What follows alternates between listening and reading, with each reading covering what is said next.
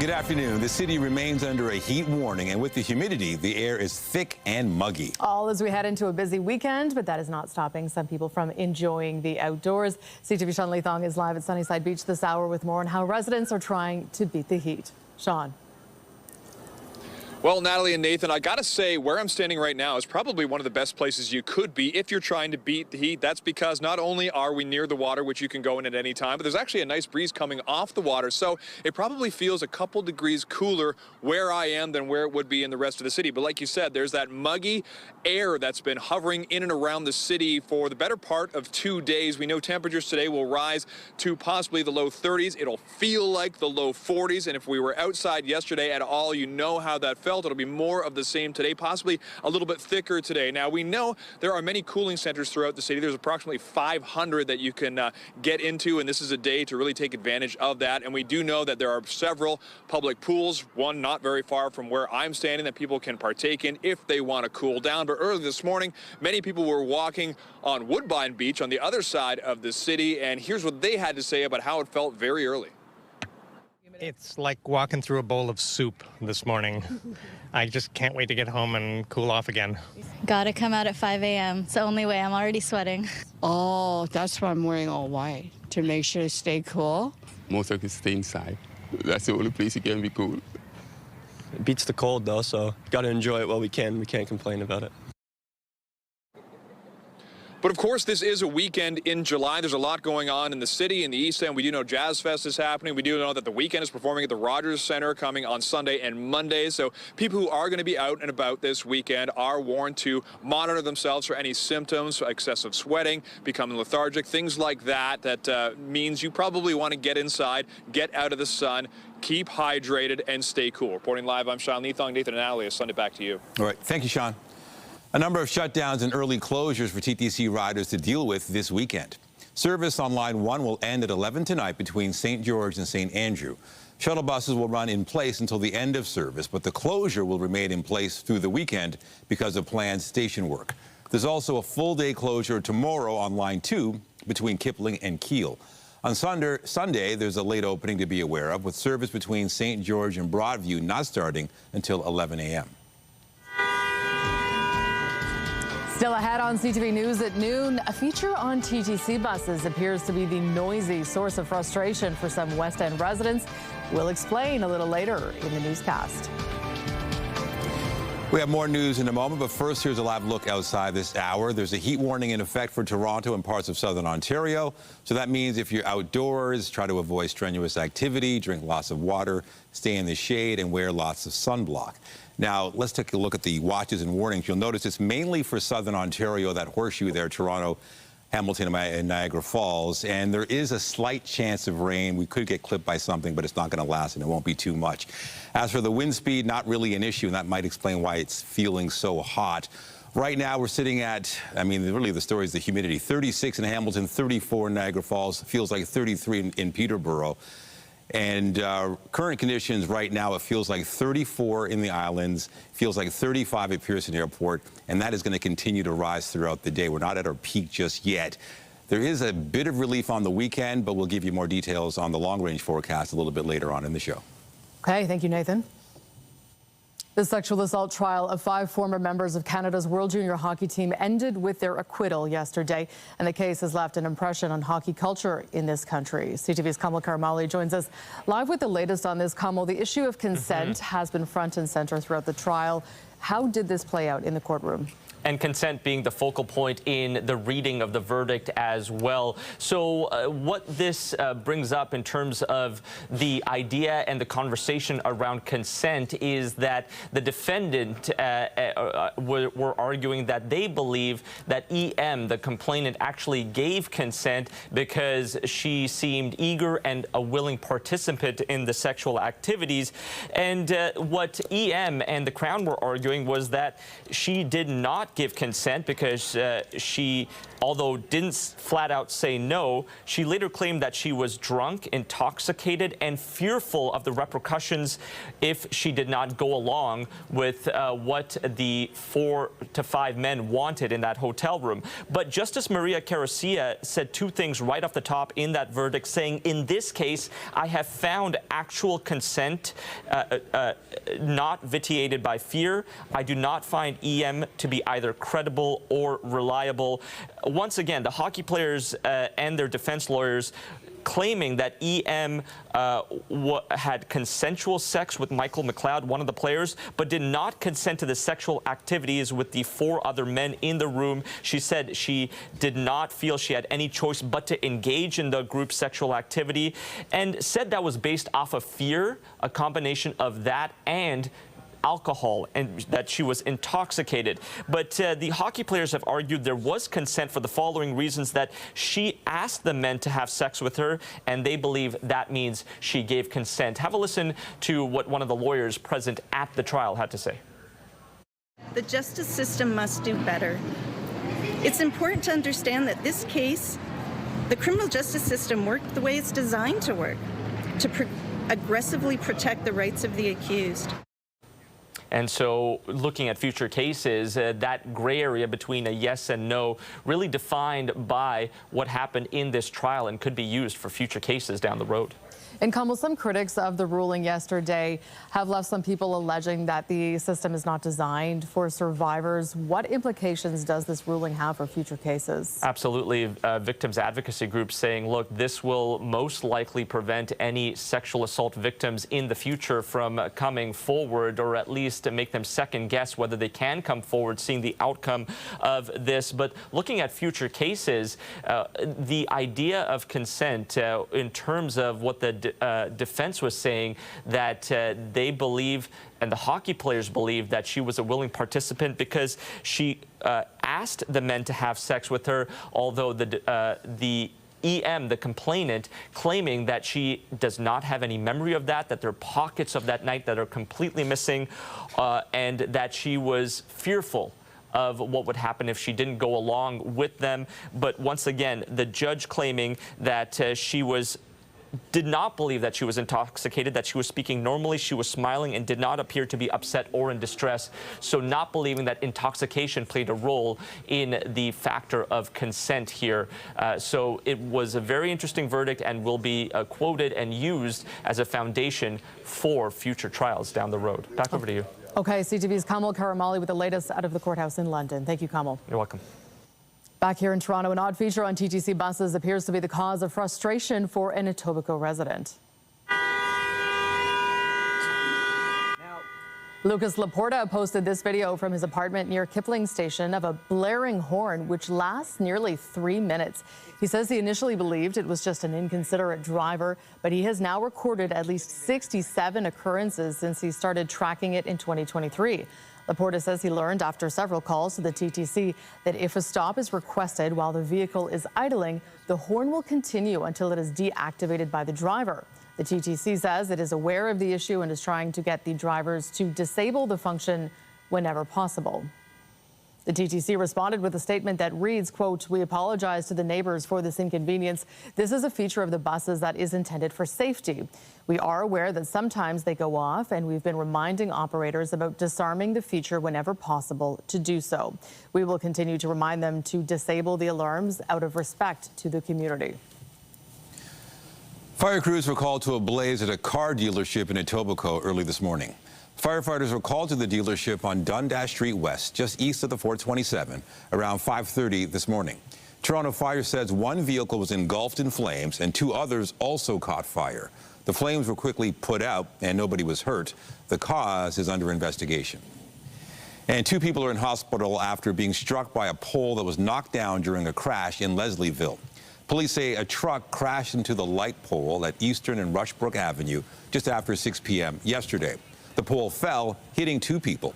A woman was rushed to hospital with serious injuries, and a man was taken to hospital with non-life-threatening injuries. The male driver of the truck was also taken to hospital with minor injuries.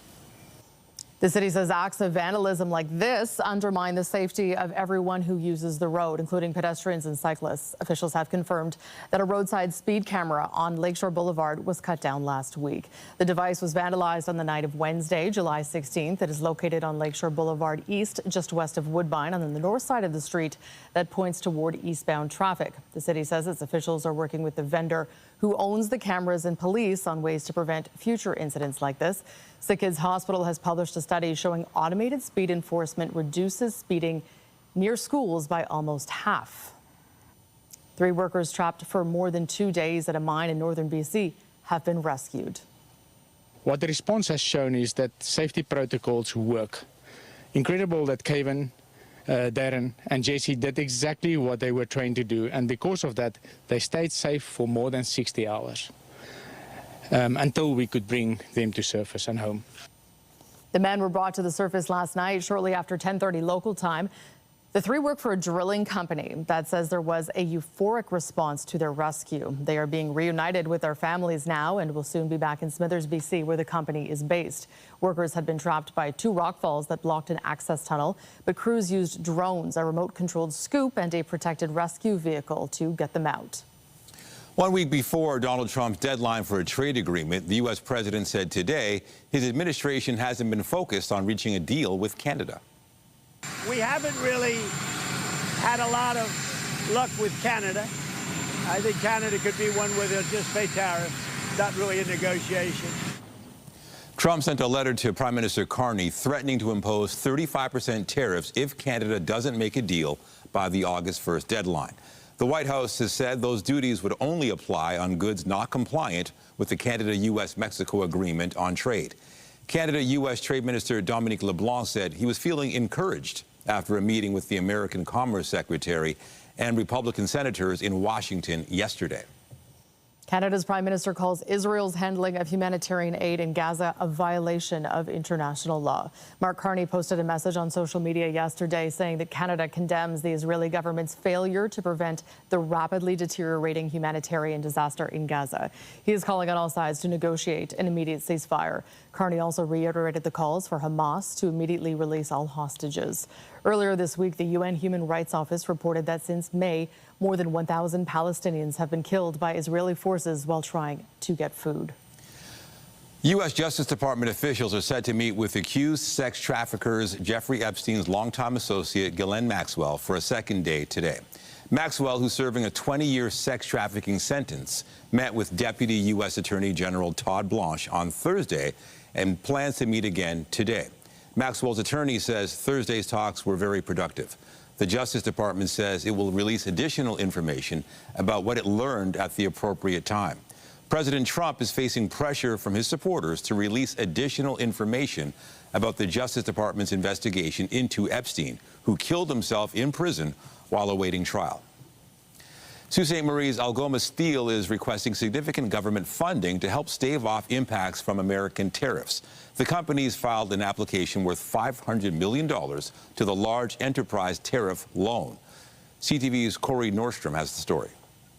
The $500 million loan that Algoma Steel is asking of the federal government comes 50 days after Donald Trump doubled U.S. tariffs on Canadian steel and aluminum to 50%. With the majority of the Sault Ste. Marie company's business done south of the border, it's had significant impacts. In a statement, the steelmaker addressed the wake those tariffs are having and the need for government support. Quote, Algoma has sufficient resources on hand to manage its liquidity over the near term. However, given the ongoing uncertainty caused by the U.S. tariffs resulting in a structural imbalance in the Canadian market, the company is considering various alternatives to bolster liquidity. Without this loan, union officials at the steel plant believe they could be heading down a dark path. I think it's going to get to the point where there'll be a lot more layoffs, and they're going to have to look at, the products they make and sell and how they manage to stay afloat on a smaller scale. Algoma CEO Michael Garcia is calling on the government for quick action. Quote, "We are taking a measured and disciplined approach to evaluating the implications of sustained trade barriers. We continue to call for timely, prudent policy support to ensure Canadian steelmakers can remain viable contributors to the national interest.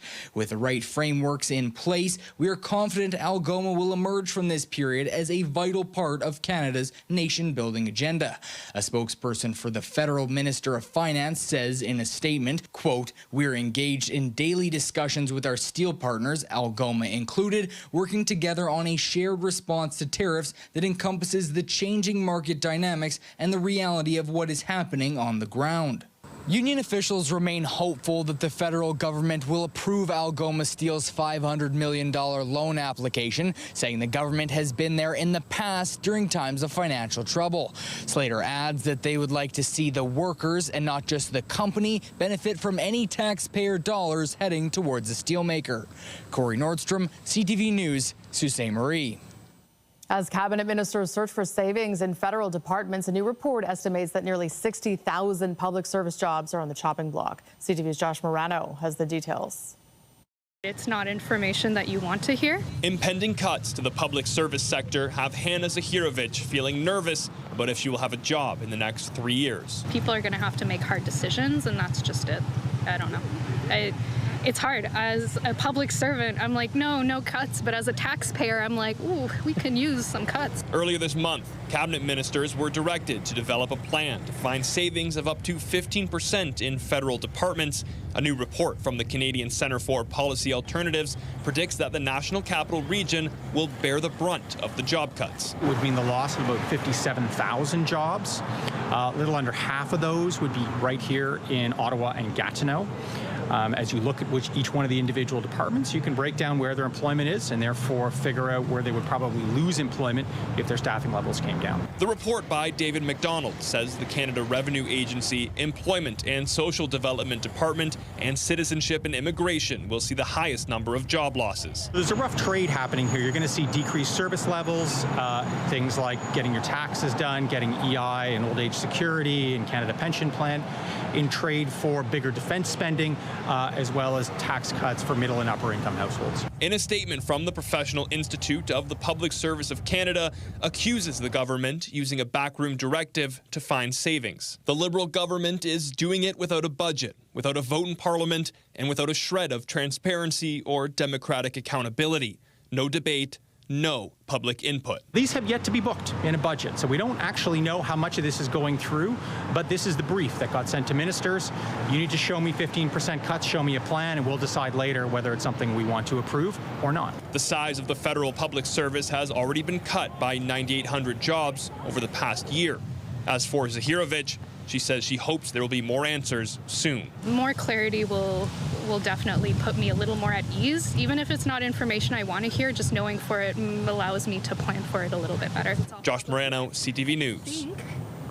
All right, taking another look at the forecast, there's a live shot of the city. There's still that heat warning in effect from Environment Canada, so bear that in mind. And the weekend will be slightly cooler, but not much of a difference. Looking at today at a glance, 30 degrees. The high is going to feel more like 39, though. And there's still that slight risk of showers, which will probably dissipate in about an hour or so. We'll give you a look at the long-range forecast right after the break. Stay with us.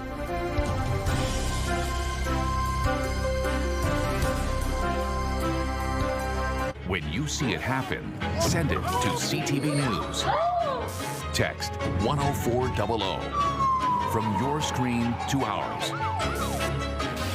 Text 10400.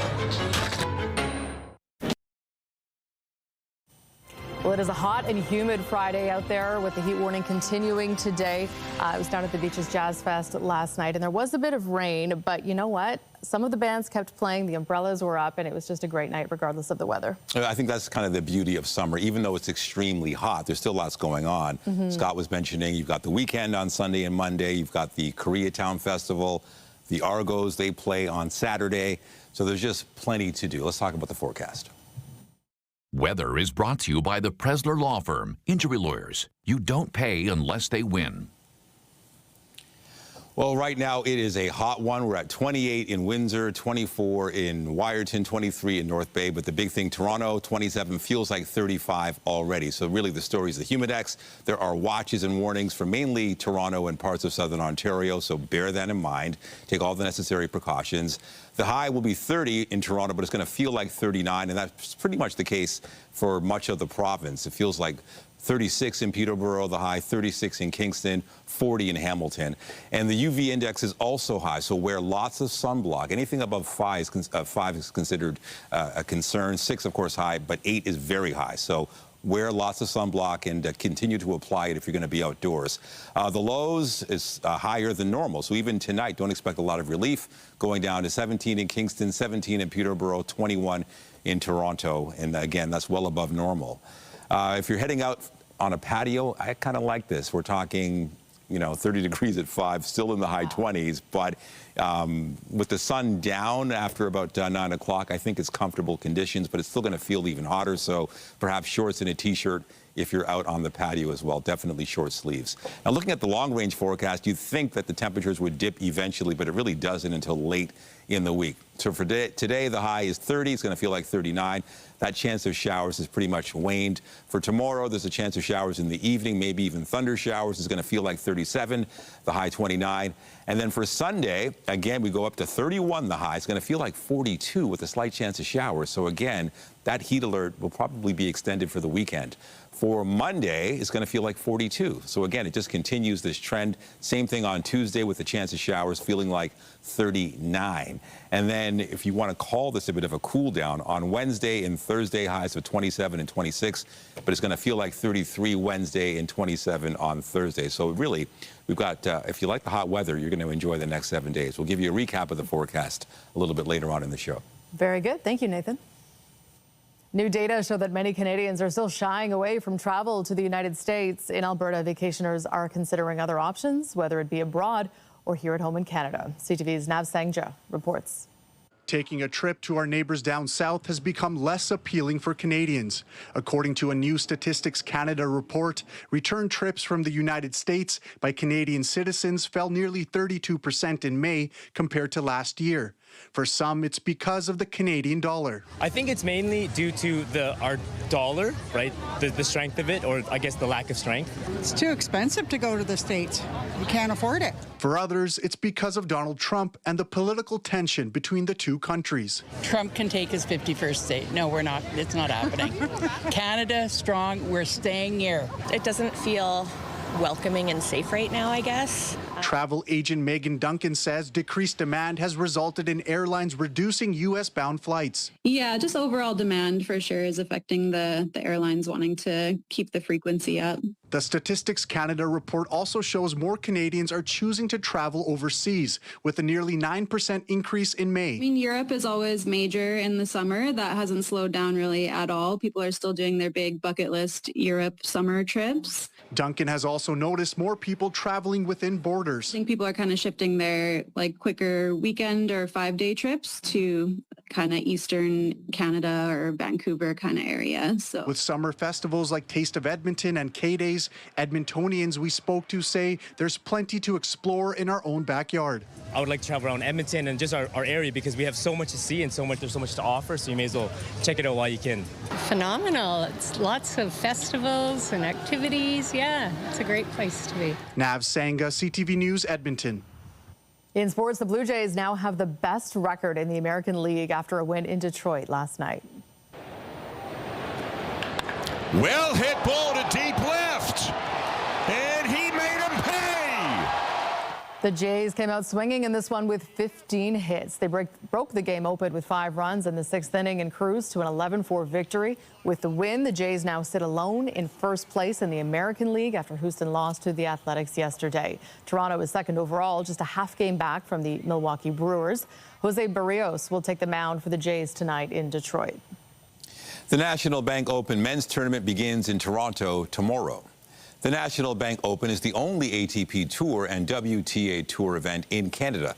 This year's tournament features an expanded 12-day, 96-player format. Canadian tennis stars to watch out for in Toronto include Felix Auger-Aliassime, who's the highest-ranked Canadian in the tour standings with 27th, and Denis Shapovalov is 28th. The women's tournament also begins in Montreal tomorrow. And Canada's Leylah Annie Fernandez has advanced to the quarterfinals of the DC Open in Washington with an upset win.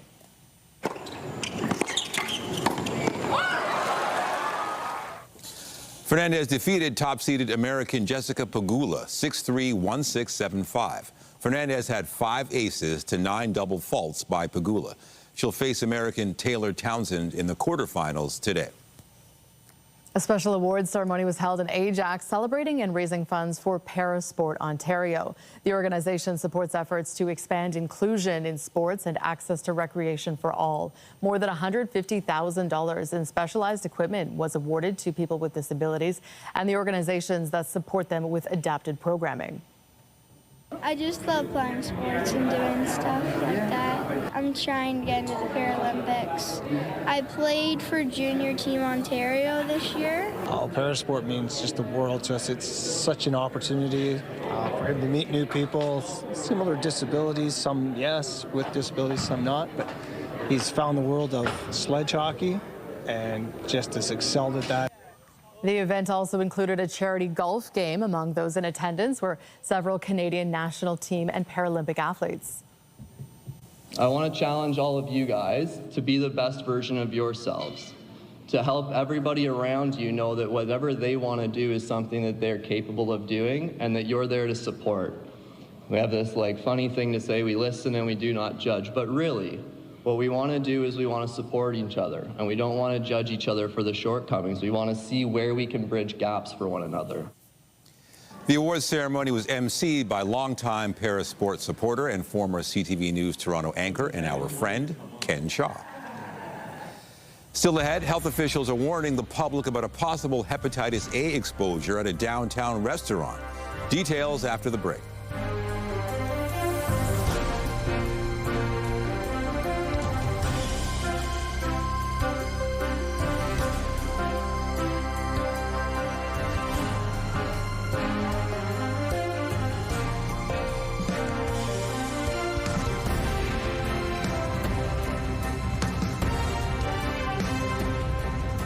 The Princess Margaret Cottage Lottery absolute final deadline is midnight tonight. You have to get your tickets now.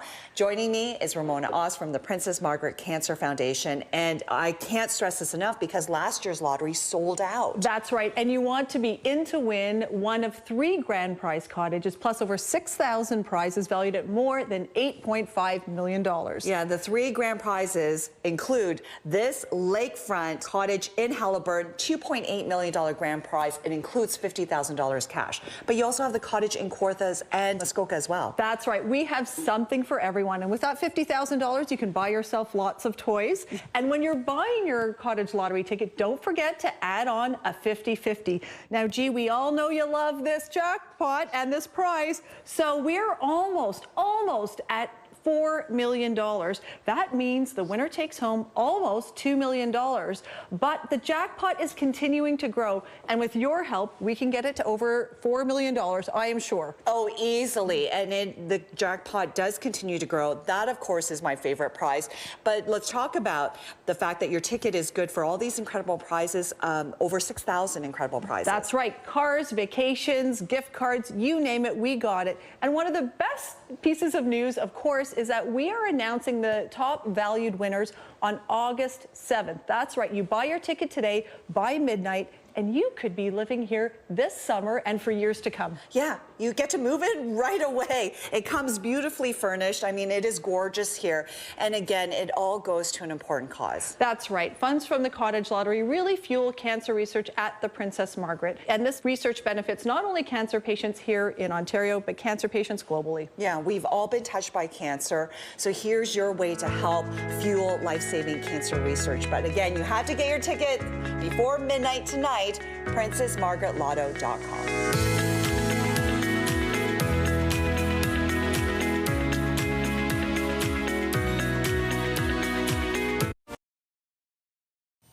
Two leaders of the so-called Freedom Convoy protest are scheduled to be sentenced on October 7th. Tamara Leach and Chris Barber were found guilty of mischief for their roles in the 2022 protest against pandemic health measures. It blocked downtown streets in Ottawa for several weeks. The Crown is seeking a prison sentence of 7 years for Leach and 8 years for Barber, who was also found guilty of counseling others to disobey a court order. Public health officials are advising of a potential hepatitis A exposure at a downtown restaurant. A case has been confirmed in an employee at Earl's Kitchen and Bar at 601 King Street West. Patrons who were there on July 11th, 12th, 15th, and 16th may have been exposed. They are advised to watch for symptoms, including fever and stomach pains. The hepatitis A vaccine is really incredible. It lasts probably decades and likely it's a lifelong protection against hepatitis A. Remember, we don't hear about it all that much in Canada, but globally, it's a very common virus. And in many lower income settings that don't have the same sanitation and hygiene infrastructure that Canada has, many children will get infected. People get infected early in life. But if adults get this infection, it can be very severe. And for those who are traveling abroad and who go to a travel clinic, this is one of the most common travel-related vaccines that we give because it's just such a common virus elsewhere in the world. Vaccination clinics will be held today and tomorrow at Metro Hall for anyone who may have been exposed. The vaccine is considered most effective when received within 14 days of exposure. A Justin Timberlake concert in Europe is going viral for all the wrong reasons.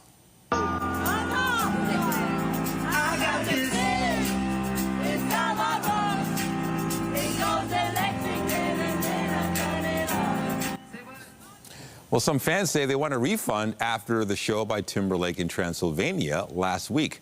Timberlake could be seen pulling his jacket over his head during his performance and refusing to sing during one of his biggest hits, Can't Stop the Feeling.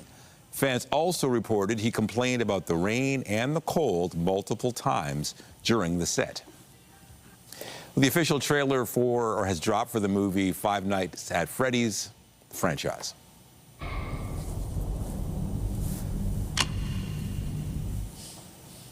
Josh Hutcherson returns to the horror series based on a video game of the same name. It tells the story of a gaming arcade with animal mascots that come alive at night.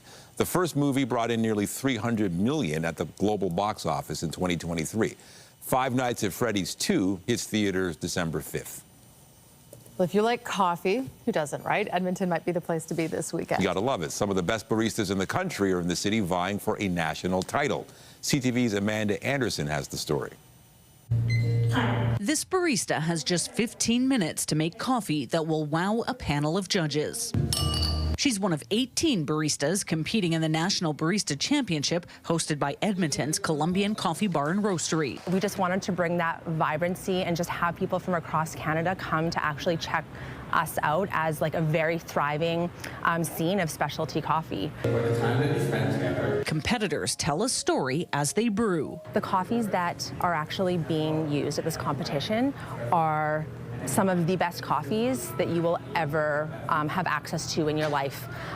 These coffees are sourced and they are very, very expensive, but they're sourced from really phenomenal coffee producers. Each barista is required to make 3 coffees. So we'll do the pure espresso, a milk beverage, which is like cappuccino, and then we'll do a signature beverage. So it's a drink created with coffee. It's kind of like a mocktail. The whole time they have not 1, but 10 judges watching their every move and listening to every word. This is Kitty Chan's second time at Nationals. The Calgarian says it can be nerve-wracking. We were taught to think of them as like micromanagers at the cafe. The judges want to ensure whomever wins will be the best to represent Canada at the World Barista Championships in the fall. Canada has finished 2nd, 3rd, and 4th at previous World Championships, but has yet to win. They want to make sure that they possess the skills to present, the technical skills, the knowledge of coffee, as well as the sensory knowledge to know how to communicate a sensory experience to people. There are 5 baristas from Edmonton competing in the Nationals this weekend. It's taking place through Sunday at the Oliver Exchange 2 building and is open to the public. Amanda Anderson, CTV News, Edmonton. Toronto's top stories, breaking news alerts, and watch live. Download the CTV News app. To City Hall now, where the mayor is pledging to do more to protect renters. The plan involves a new renovictions bylaw. CTV's Scott Lightfoot is live with the details. Scott. Well, renovation is something that has affected thousands of tenants in this city for a number of years. This is not a new issue. In fact, one of the councillors that spearheaded this push spoke this morning about the fact this has been going on. The planning for this has been happening for years. And for such a long time, it's been very unfair and stacked against tenants. So the new bylaw goes into effect on July 31st. It's meant to crack down on renovictions. Those are bad faith evictions where the tenant is told they have to move out because the landlord needs to do some work on the property. So now, in order to get a building permit for any renovations, the landlord will have to obtain a rental renovation license from the city. That license involves submitting plans for compensation or accommodation if the tenant chooses to return after the renovations, or the landlord would have to provide rent gap compensation if the tenant doesn't return. The landlord also will have to prove to the city that the unit must be completely vacated for any work to occur and that the improvements couldn't be done if the tenant remained in the home. Tenants will now be able to get compensation, including for things like moving costs. And landlords who refuse to follow the bylaw could be fined up to $100,000. This is a huge win for our movement. This bylaw was built on decades of hard work by tenants holding city officials and landlords accountable. Now, tenant advocates were here at City Hall this morning. They are celebrating the installation of this bylaw, but they say there is much more work to be done, a lot of that on the provincial level. There are similar bylaws in place in both Hamilton and London. Reporting live at City Hall, I'm Scott Lightfoot. Natalie and Nathan, back to you. Thank you, Scott. City Council has voted in favor of establishing a color-coded system for the state of apartment buildings, much like the system used in restaurants. The motion put forward by Councillor Josh Matlow would see green, yellow, or red signs posted near the entrance of the building. Red is for serious health and safety violations, yellow for minor infractions, and green means the building is in good repair. A similar motion failed in 2020 as landlords complained the signs would stigmatize tenants. But Matlow and other councillors argue the system will give tenants and prospective renters critical information. Staff will now work on an implementation plan and report back to Council in 2026. Advances in AI may have you rethinking your career. As technology advances, some fields are poised to thrive while others could be left behind. CTV's Jesse Thomas looks at how artificial intelligence is changing the way we work. At the East Coast Bakery, bagels are flying off the shelves, but it's no robot making these. Well, artificial intelligence, I mean, it's clearly going to take over a lot of creative aspects. I mean, maybe I can get it to do like my nutritional information or like help me streamline recipes. But as far as the actual labor goes, maybe until the Tesla robots show up, we're pretty safe, I think. There's a human touch to every pastry and bun that hits the shelf, a craft no machine can replicate. Everything we do here is like nice and manual. It's all homemade. It's all fresh. And you can't have a computer like replace that kind of love that goes into making a product like this. Digital anthropologist Giles Crouch says the artificial intelligence debate is shifting from fear of technology replacing your job to how it can augment it. Are you worried about your job, Giles? No, not at all. Crouch uses AI every day. It helps him work smarter. But I never use it to actually write. I use it to help me think. And, you know, with anthropology, there's so much knowledge. And so I ask it questions and we have a conversation type of thing. That helps me create content and write. Microsoft released a list of 40 jobs where AI is more transferable. Jobs like historians, writers, and authors, customer service reps, and broadcast announcers and DJs. Jobs that rely on language and writing and routine tasks. Things AI does well. And another list highlights jobs where AI isn't compatible. Jobs like nurses, long-haul truck drivers, roofers and laborers, maids and housekeepers, and massage therapists, which need human hands and presence. While AI technology has and will ultimately replace some jobs, Crouch says the sky isn't falling.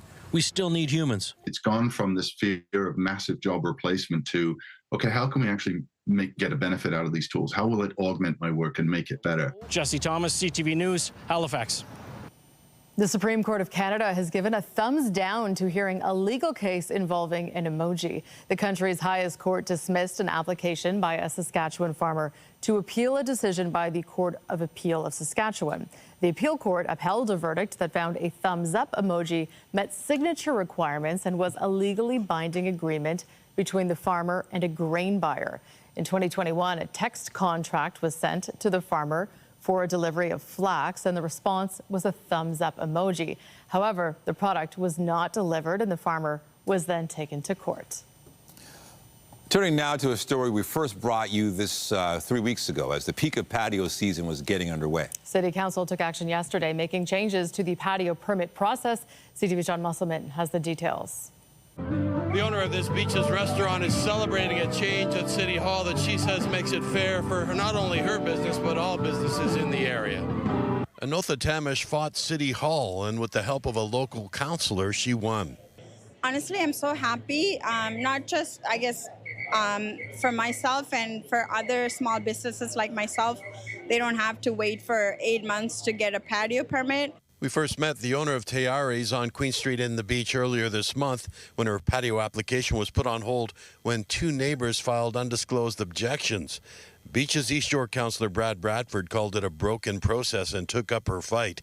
Today, his motion was approved by council that changes the rules on the patio application process. My motion today, which successfully passed, removed that. It increased the threshold so that 25% of those who were surveyed would need to say that they had a problem with the patio. And that's really just intended to have a sort of emergency brake in case there is an issue with a problematic restaurant. But the default position will now be yes, to make sure that we can actually support the good type of work small businesses on our main streets are doing. Patio is heart of our restaurant business, and especially like a day like today, I was so worried of not getting the permit for jazz because most of our business happens right here. And the city's bureaucracy, red tape, and regulation got in the way of a basic renewal. 2 residents complained, despite it being circulated to 48, and it was shut down. The councillor says the motion is about cutting red tape and making sure the city supports small businesses. Streamlining the application process could significantly improve the bottom lines of local restaurants who get caught up in the appeal process. The owner went on to say that this is a key time for her. A lot of the money is made during huge festivals like this one tonight and during the warm weather. John Musselman, CTV News.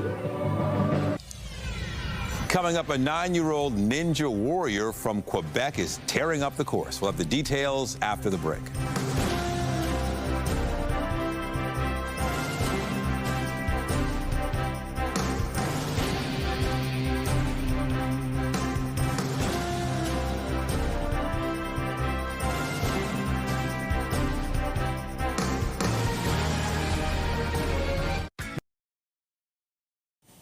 A young Quebec girl is the Ninja Warrior champion. She's dominating at almost every competition she enters. CTV's Swida Rassi has the story. 3, 2, 1, go! She's fast, focused, and fearless. She's also just 9 years old.